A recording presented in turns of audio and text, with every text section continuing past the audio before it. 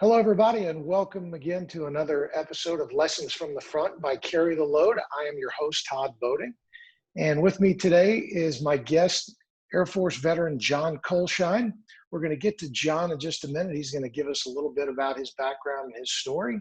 But before we get into that, as always, I like to remind people of what Carry the Load is all about. And for those of you who are new to this podcast, Carry the Load is about restoring and reminding people of the true meaning of Memorial Day. And Memorial Day, for those who are not aware, this is when we honor those who have made the ultimate sacrifice in the line of duty for you and for me so that we may enjoy the freedoms that we all hold so dear.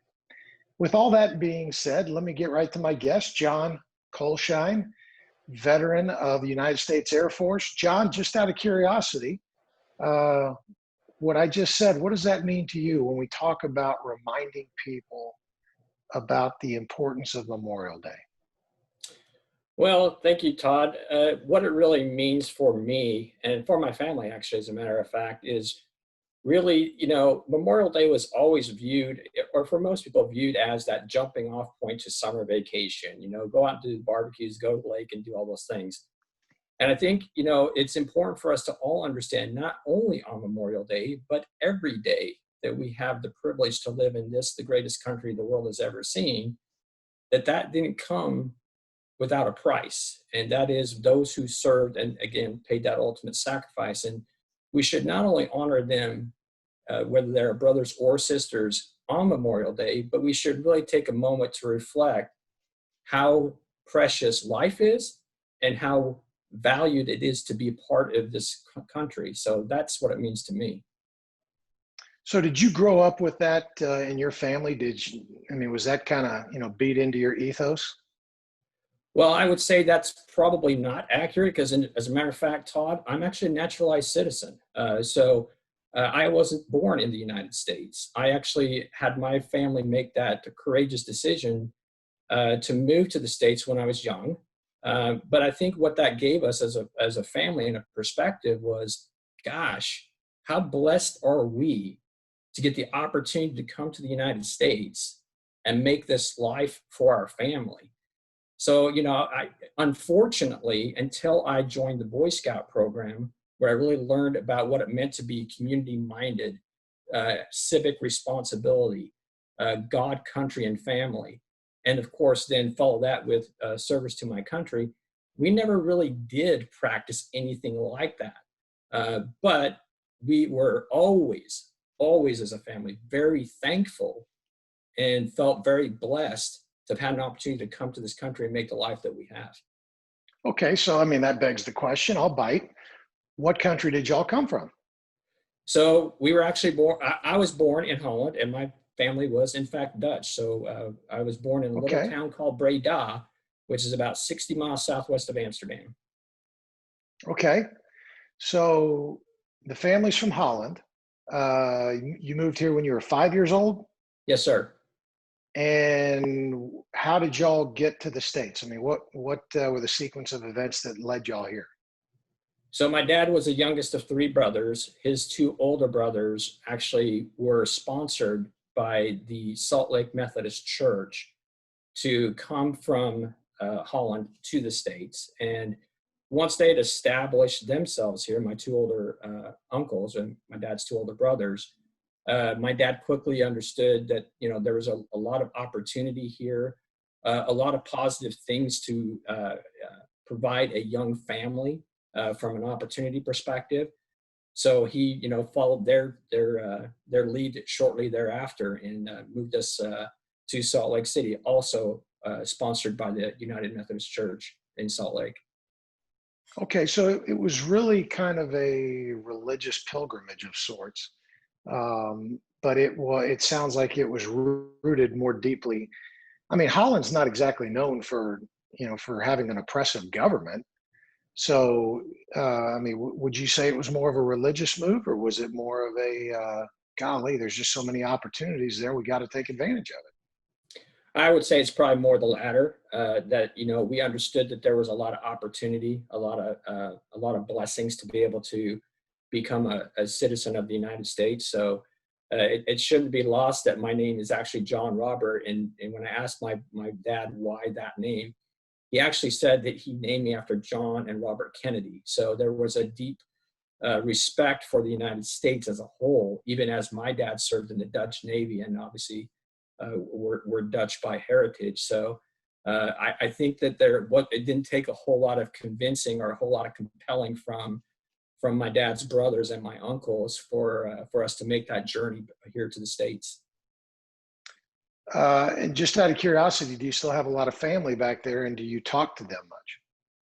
So both, I have family still in Utah, yes, and actually still have family back in Holland as well, yes. Okay. So you really had a different kind of appreciation for America. And again, what started this part of the conversation was around the sacrifices of others for our freedoms. Was there anything like that existed back in Holland, based on what your parents would tell you? That's a great question. I don't know the answer to that. And of course, I was extremely young when we moved here. So it really never was part of our conversation. I think every country that has a military where people have served and paid that ultimate sacrifice, they generally, I would think, have programs or institutions or ceremonies or events very similar to what we would have here to honor their dead and to honor their sacrifice. But for me to say I knew exactly how that manifested itself in Holland, I couldn't tell you. So when you're growing up here, brand new world, I mean, certainly more new to your parents than you. Everything was new to you at that point. But what kind of lessons did they impart to you? What kind of things did they point to and say, there, son, that right there, that is why we're here. That's America. Yeah, I would say there were a couple things, whether it was, in my early years as I was just acclimating myself to being here in the US, or as I started to grow up and go through elementary school. One of the things was about the work ethic, right? So from an overall work ethic perspective, it became very clear that at that time, a hard day's work and putting all of your effort, having the fortitude to do something, particularly if you had a common mission and purpose, and to drive through and make sure you complete that to the best of your ability. So work ethic was one. I would say patriotism. So, the Pledge of Allegiance, as simple as that may have been for me as a young kid going to elementary school, I don't know if there are similar,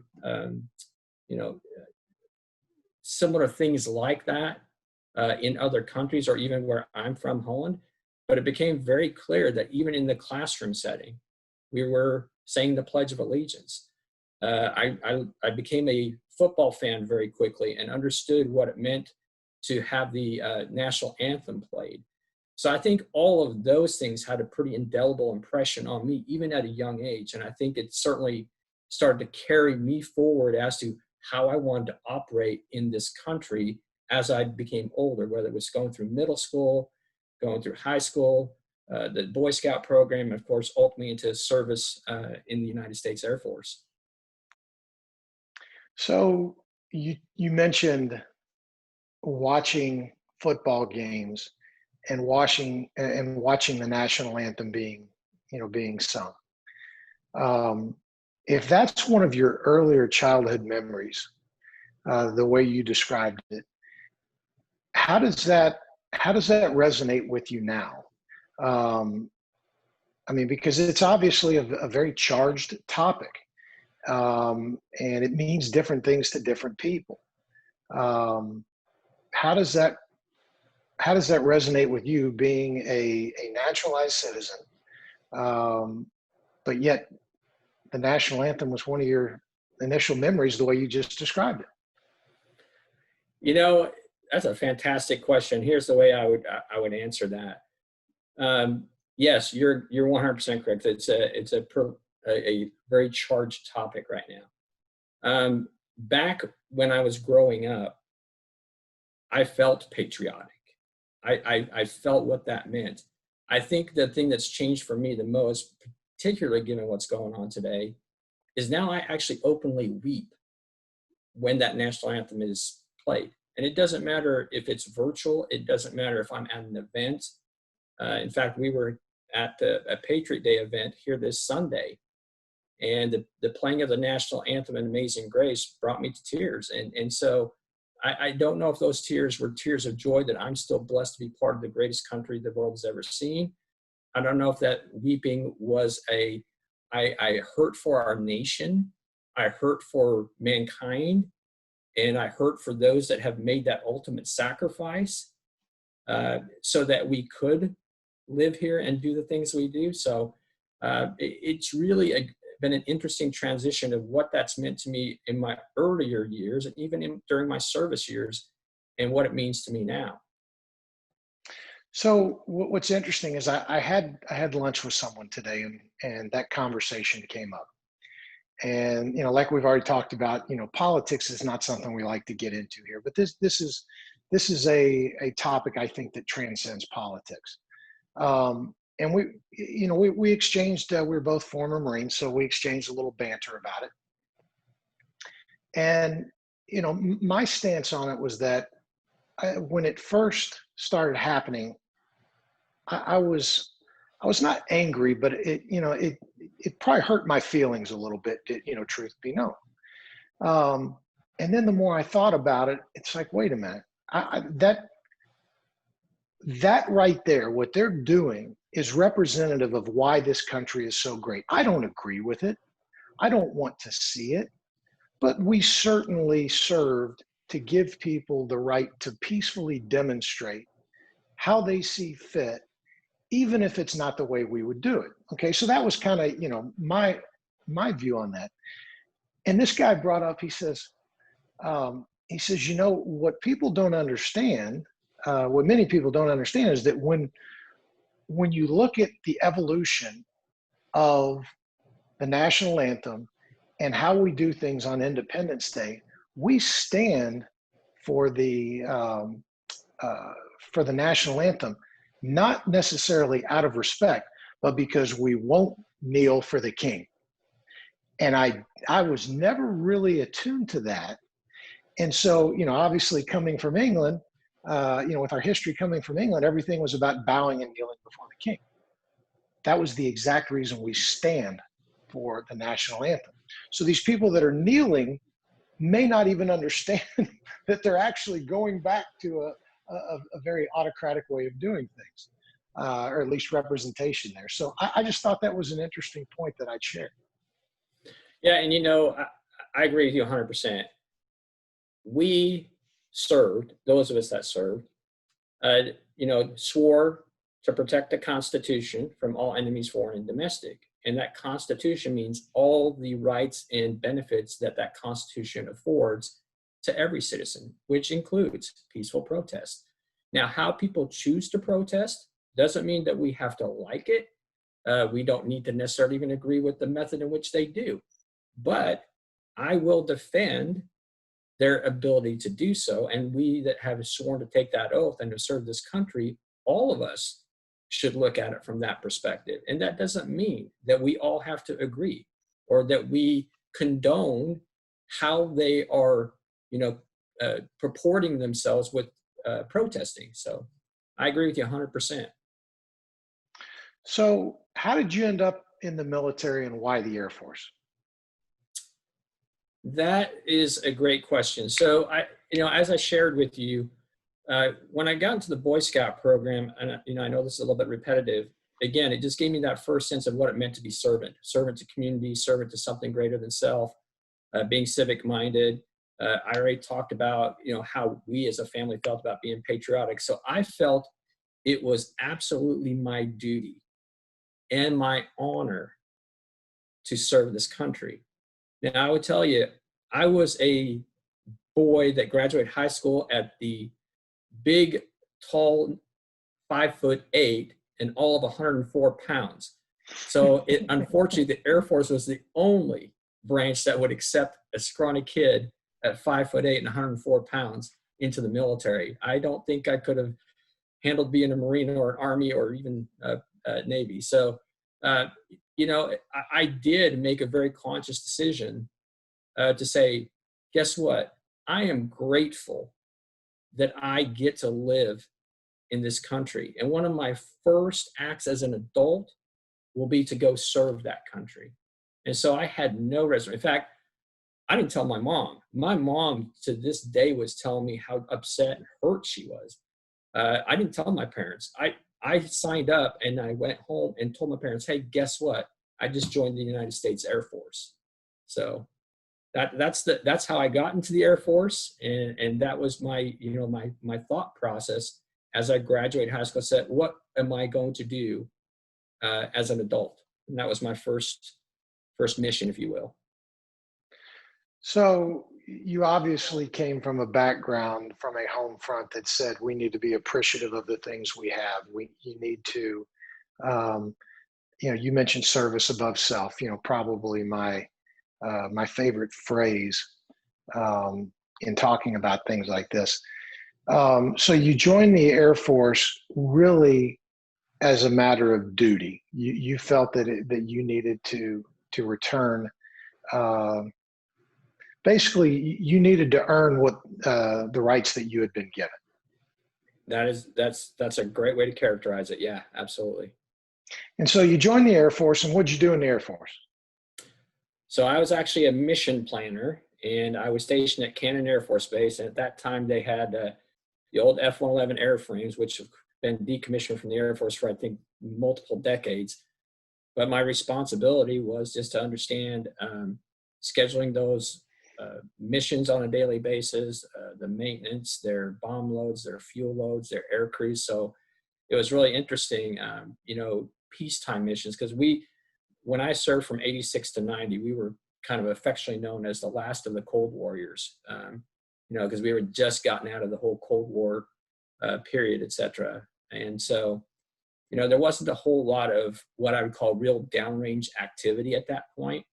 But it was a great opportunity not only to serve, but there were scenarios where we had to deploy in live events. So yeah, that was just a very great decision that I made. I was proud to wear that uniform. I was proud to serve.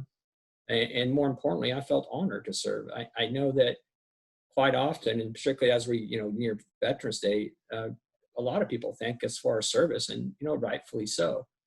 I don't think I ever wanted to be thanked for service. To me, it was my honor, my privilege to serve the best country this world has ever seen. So not to say I don't appreciate that, the feedback, but I just felt like no need to thank me. I was thankful to be a part of the United States Air Force. People say that, they thank you for your service. And I think people genuinely mean it, but do you think they know what they're really thanking people for? I would say that a majority of people probably don't. They probably think it's just a courtesy or ritual that they should all be doing, right? Based on how we've been viewed from a military perspective for the last couple of decades. And I don't want to say it was just a programmed response. I mean, I think that's a little bit disingenuous, because I think their intent is real. What I would say is if people really understood what that service meant, and they educated themselves about service, and it's not just service about those that served and those that paid the ultimate price, but how about the families that get left behind, whether being left behind for a period of time while their loved ones are deployed, or left behind permanently because they didn't make it back home. I honestly think that when you say thank you for your service, I don't think they get the full breadth of what that really means. And I also think that, we can say this, it sounds very cliche, actions speak louder than words. And so I would say, yes, great, thank me for my service, but hey, do something intentional and deliberate to thank me for the service. Go volunteer at a VA hospital, or not even necessarily VA hospital, just be servant in your community, pay it forward, donate time, donate effort, donate blood, sweat, donate financial resource, whatever you're capable of. To me, that would really more solidify thank you for your service. So let me role play with you here. Somebody says, thank you for your service. And you say, hey, do you even know what you're thinking before? I tell you what, let me challenge you to, be the flag and go serve your community. Is that what you're telling me, John? I don't know if I'd be that brazen or that bold, but I think we as veterans have. So when that happens, we veterans do have an opportunity to engage in conversations with people, and generally by engaging conversations when they ask me about what I do or what how I have portrayed or conducted myself since service, that maybe opens up opportunities for dialogues that gets them to think about things a little bit differently. That may Completely agree. also, on their own accord, they may go do things that, okay, you know what, I'm going to make a more deliberate attempt at this. And service doesn't necessarily mean it has to be all related to military service or first responders. Service and being servant can take any shape or form. So, no, I wouldn't be that brazen, to be honest, because I think that's a little bit arrogant. But I certainly would take opportunities, particularly if they're, going to give me an opportunity to share stories, things that I do and things that are I hold dear and things that are of value to me. And who knows how that might inspire somebody to go make a more deliberate impact when they think about thank you for service and thank you veterans and thank you for sacrifice. So here's a statistic that I think is very interesting. According to the Bureau of Labor Statistics, 24% of Americans volunteer. 24%. So let's look at it this way. 1% of America actively serves. And that includes, active military, police, fire, rescue. And then you've got an additional 24% of America who actively volunteer, whether that be their church, their community, their nation, what have you. So that means 1 out of every 4 people is actually doing something in service to others. Imagine what would happen to this country if we could flip those numbers, John. And now it's 3 out of every 4. How do we do that? How do we get there? Well, that's a great question. How do we get there? I think creating awareness, creating a sense of mission and purpose around being servant. Again, it doesn't necessarily have to take on the connotations of military or first responder, all that. But if you get people to start thinking with a servant heart and a servant mentality, then you may start to get those numbers higher. Maybe we get to 30%. Because guess what? From my perspective, can we ever aspire to have 3/4 of the population of the U.S. operating that way? That's a great stretch goal, and that's a great vision. But I will tell you, even if we can get that from 23 to 24%, can you imagine even with that many people, that equates to another 360,000 people that are now making a difference. So to me, yeah, it's always great to be big picture think. But if that's the statistics today and we can do our part, whether it's through organizations, whether it's through events, whether it's through our own actions, inspire people to be part of that, that's all we can hope to do. And boy, if you and I have this conversation 5 years from now, I say, guess what? The number's now 27. It will make my heart happy. Absolutely. Absolutely. Well, is there anything, let's talk a little bit more about your service in the Air Force. It sounds like you obviously didn't have a horrible experience, because you're talking about it a little bit with a smile on your face.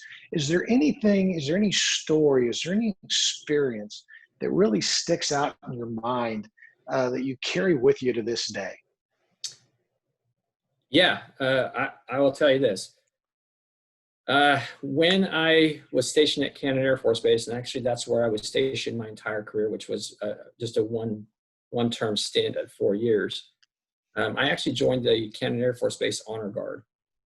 And I think that group and that experience certainly shaped me, not only as a person, and remember, I was young at that point. I was 18 to 22 when I served. And one thing that stood out to me, because one of the major functions of the Honor Guard was to provide military funerals in the communities that we were based at. So whether you were part of the pallbearer and flag fold team, or the 21 gun salute team, or the color guard team, you had to participate. And it was interesting when you looked at families sitting there grieving for the loss of a hero. It really stuck with me to say, it isn't just the duty and honor of serving the country, but to really understand what sacrifice meant. And not just the hero that lost their life, but the families are impacted. So to me, I did probably 10 or 12 of those in my career in the honor guard, and I think that experience really shaped for me what it meant to sacrifice, and that sacrifice went beyond just the hero that paid that ultimate price. It extended to family, extended to friends, extended to community. So being a part of the honor guard certainly was one of the more rewarding things that I did while serving. So was there anyone in particular that stood out above the others? I think, and you would think that I would know the person's name, and it's number one, I'm 53 now, and I probably lost a couple brain cells, but I don't know the person's name, but I do remember the first one, how it impacted me. And it's interesting because as a member of the honor guard, you're expected to keep your decorum and your composure independent of what's going on around it. And so, it was very difficult. I mean, you really kind of have to be a heartless person not to have some level of emotion. And, we're having to stay straight faced and don't let the tears come down your face. But boy, one probably snuck down my cheek, and I was just kind of hoping that, it didn't draw attention. But, for me, that first military funeral that we conducted, that I was a part of, that we conducted as a Cannon Air Force Base Honor Guard, will always be ingrained in my head. So what, have you ever sat down and told your kids about it? I haven't, but you know what?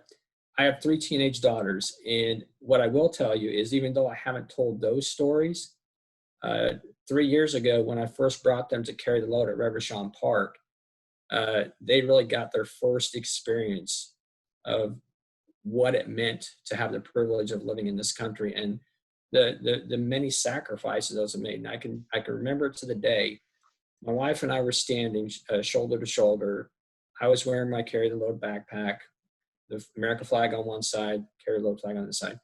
All 3 of my daughters were standing in front of one of the posters. And I just watched them, and they were reading. And as I, sat there and watched, as we sat there and watched them, I started seeing their shoulders doing this, which told me they were getting emotional. And then I gave them their space. When they were done, they turned to me and said, "Dad."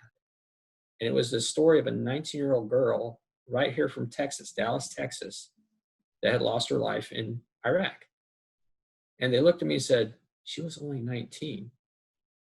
And that's when I had that opportunity to say, we live in one of the countries, the only country where serving is voluntary, and where everybody, whether they're 18, 19, 20, 30, has the honor and integrity to serve our country, and ultimately, and in some cases, with their life. And not only was that a great moment, but when we got home that day, that was the day they came to us, to my wife and I, and said, from this point forward, we don't want to do anything else on Memorial Day except carry the load. And so to me, that even though I may have not shared that specific story, but I'm glad you actually brought that up, because I probably should take the time to give them some of that background of when I served and what that meant, and what it meant to me, what it meant to our family, et cetera. So I might take that as a to-do, if you will. Well, good. I'm glad I could jog your memory a little bit there. So, so carry the load is a unique event. It's a difficult event to describe to people. The best thing I've been able to come up with is it's a movement. It's it's every year, it's another peaceful rally, but it's not against something, it's for something. And how do you describe Carry the Load to people when they ask you about the event? They see a shirt and they go, I've heard about that. What is that? I keep seeing it every year, but how do you explain it to them? It's interesting. This year was obviously very different for Carry the Load, but from May 1st to the culmination of the drive-through at Rivershon Park, I walked every day with my Carry the Load gear. And I remember the second day I walked, I was approached by a young mother and her young daughter, and her daughter was probably about 6 or 7. And they stopped me and they asked about, because the thing that caught their eye was the Carry the Load flag. I mean, everybody obviously has seen the American flag, but the Carry the Load flag. And of course, I'm carrying Staff Sergeant Zachary Barton, who I know his family very well, and then Lieutenant Charlie Tuna Turner.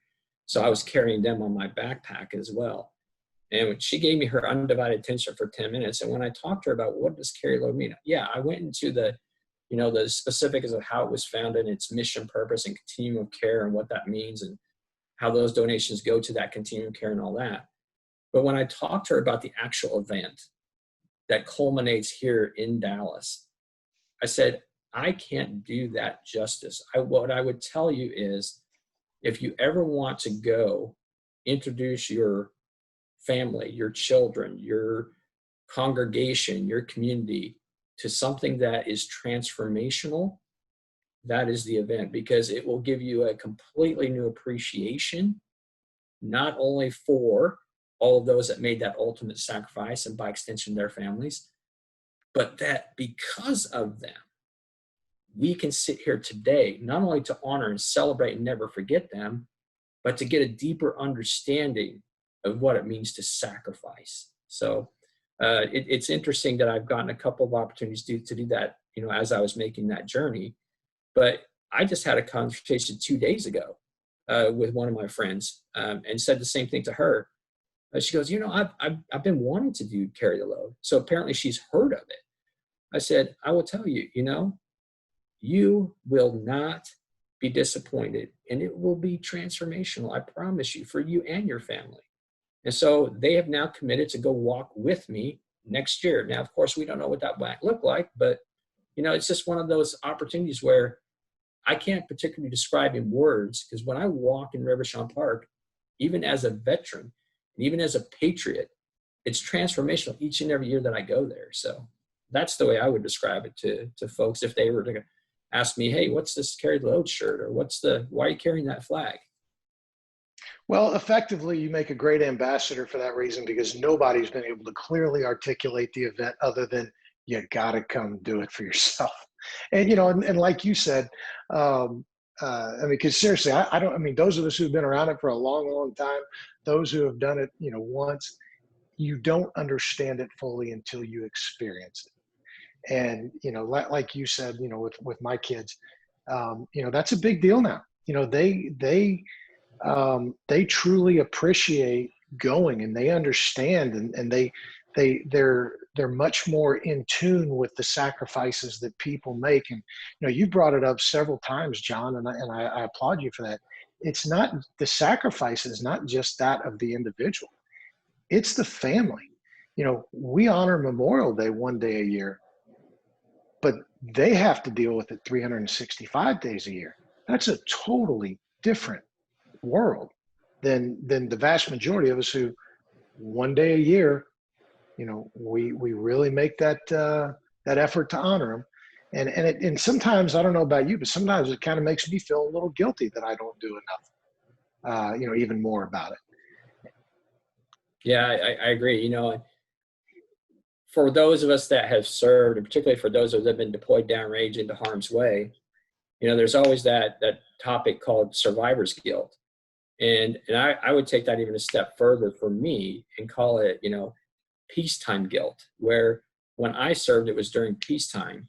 I never had to go downrange and put my life on the line for either my brothers and sisters who I'm standing shoulder to shoulder with, or for my country, for whatever mission and purpose that was ahead of us. So to me, I still, even today at 53, I still struggle with that at times when I hear the stories of those that are serving today that lose their life or that pay that ultimate price. So for me, uh, I definitely look at it from the perspective of why wasn't it me that was deployed over there in harm's way?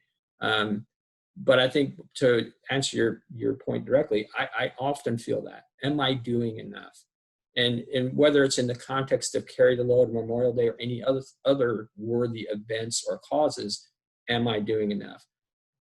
Am I worthy of their sacrifice? Am I worthy to be part of the greatest country the world's ever seen? And so, yeah, I definitely on occasion will go, am I doing enough? And I think to myself, no, do more. Do more. You have more in you. Get going. Okay, so the idea of survivor's guilt, or as you coined it a minute ago, peacetime guilt, help me understand that. I was, like you, I never had a shot fired at me in anger. I say that because, I did have some friendly fire come my way in a training exercise one time, but I think that's off the record. Um, I was in during both Gulfs, and I was ready, but my number was never called. Why is it that people in a situation like mine or like in yours, why do we feel guilty about, hey, we were there, we were ready, our number just wasn't called? Yeah, I wish I was a psychologist or a prognosticator that could really answer that question. I think with all of the folks that I have been connected with, and particularly in the last decade, whether that was as the president of Pioneer Military Resource Group, and that's how I really got connected with Carry the Load back in 2016. But I had the honor of meeting several and having been brothers with a lot and sisters with a lot of folks that were deployed, that did tours, as you said, whether it be Iraq, Afghanistan, and where they either personally lost friends, brothers, and sisters. And so when I think of their service and they made it back home, but they endured probably some unspeakable things. They seen some unspeakable things or some things that they'll probably never get out of their head. And then, of course, if you were there when one of your, squad members or unit members was killed in action, I think that's where I get that guilt to say, yeah, I served, they served, they're back home. They have done, from my perspective, much more than I ever did. Now, you're right. Our number wasn't called. If it had, we would have gladly gone downrange and done exactly what they probably did. But today, and I struggle with that even today, to be honest, that you still have those new connections you're making and you hear their stories about serving overseas and having lost a brother, having lost a sister, both figuratively and potentially even literally. It's something that just sticks with me. I don't think it marginalizes the fact that I served, but I get that distinct, little guilt that they served, but they really served. So I think that's the best way I can describe it. I know I probably went a little bit off the rails here, but that's the way I feel personally. So if that's how I feel, what do I do to bridge that gap? Whether do I help them? Can I help their family? Are they struggling with PTSD? There's all kinds of things I think we can do. But at the end of the day, I still feel like my service paled in comparison to those that served and actually got put into harm's way, separated from their families for a period of time, maybe saw a brother or sister, like I said, killed in action or mortally wounded, etc. So I understand. I do. And I've kind of explained it to people that, it's kind of like practicing for a football game all week long. Game time comes and you're still standing on the sidelines. I mean, part of it is you want to test your mettle as a human being. But at the same time, as my godmother was fond of saying, life's what happens when you have other plans. So, indeed. So tell me about your service to Carry the Load. you've gotten very involved in that, and we appreciate you being an ambassador for us and carrying on the goodwill. How how has Carry the Load been impactful to you and or your family from the standpoint of, is it giving you something that was missing? Is it providing something for you is it providing a great reward for you? Why do you continue to serve through Carry the Load? Well, first and foremost, as I got involved, like I said, in 2016, I really gravitated to their mission and purpose. And, it really made me reflect back on how I viewed Memorial Day or how I viewed service, whether it was my service or the service of others. It changed my viewpoint of what it meant to make the ultimate sacrifice. I've shared with you already that, the impact it's made on my three daughters and the difference it's made in them. But for me, it's never been about what rewards I got out of it. When I talk about how we all can make a difference and be more deliberate, intentional about thanking veterans for service, or always remembering and never forgetting those that made the ultimate sacrifice. To me, this was the perfect organization because, number one, the first year I was involved, it was transformational for me. And as you've mentioned, every year it was transformational.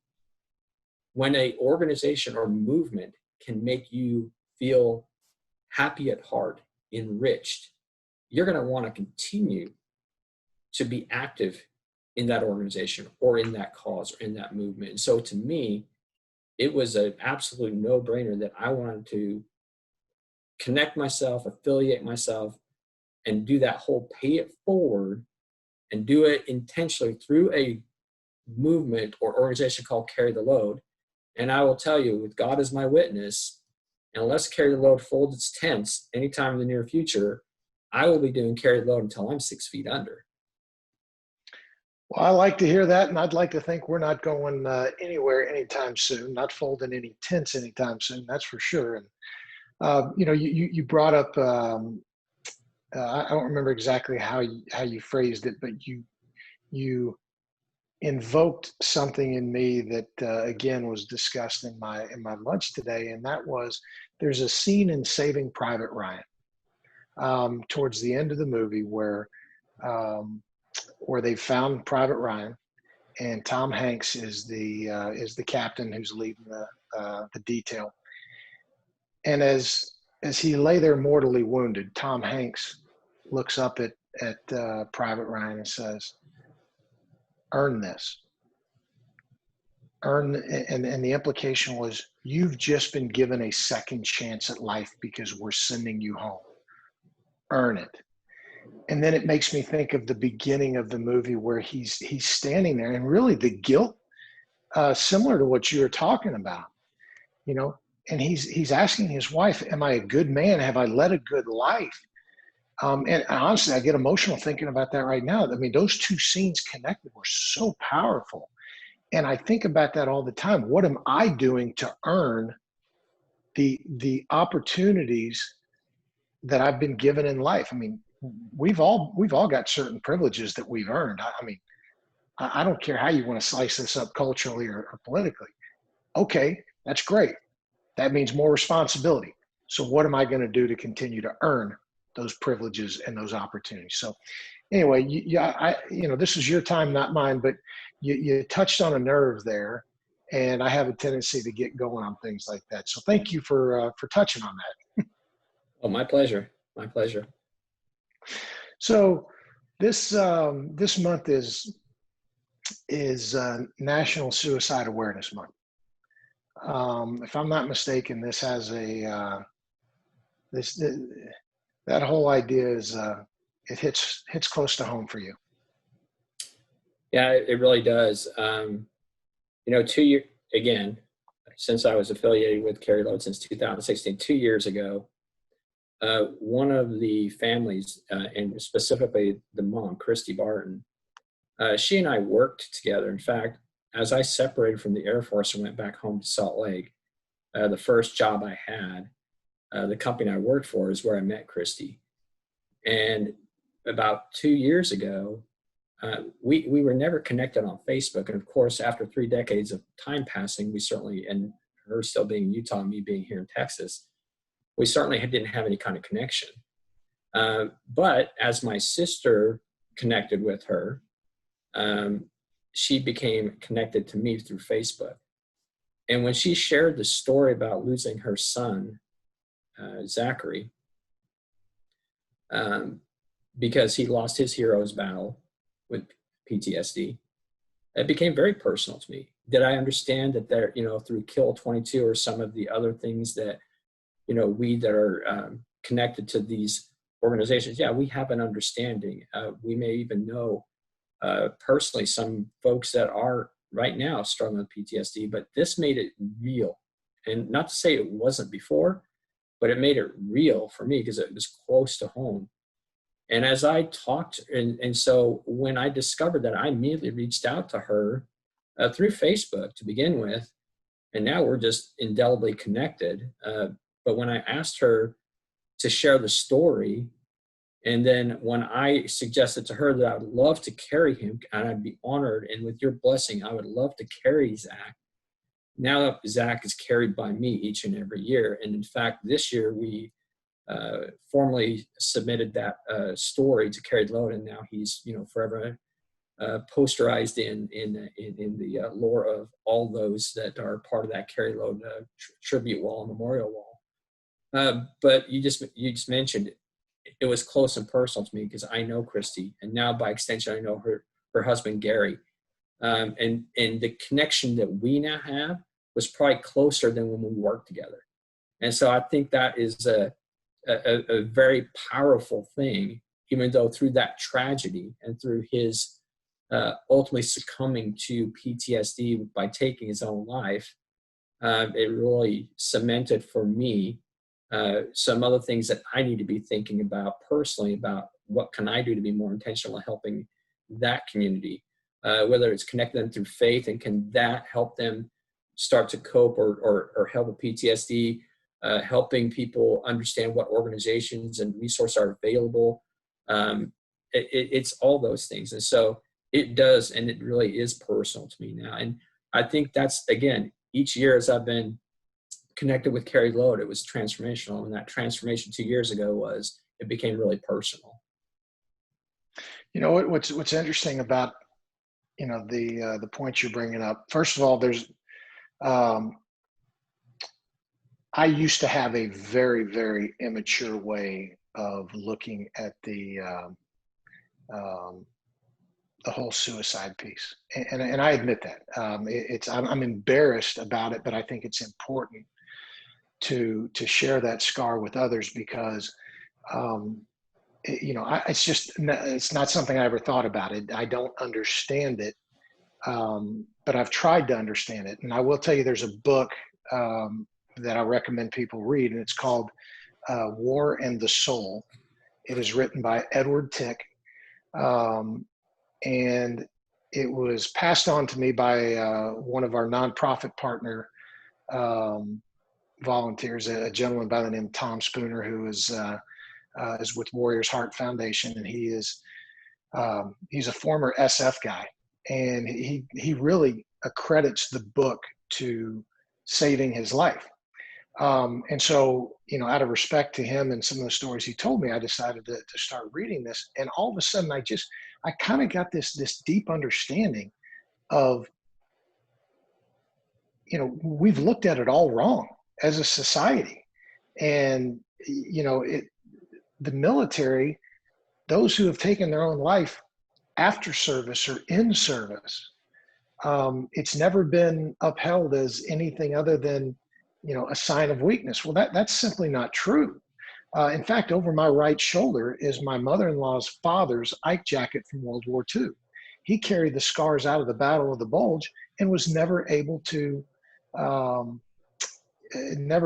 with it anymore. And so I think it's an important topic for us to talk about and get out to people and make sure that they understand it's a sickness. They're dealing with something, and we got to reach out to these people, and we got to put our arms around them. And they're not bad people because they couldn't deal with it. They're not weak people because they couldn't deal with it. So thank you very much for sharing that with us. I do appreciate it. Is there anything else that we should know about John?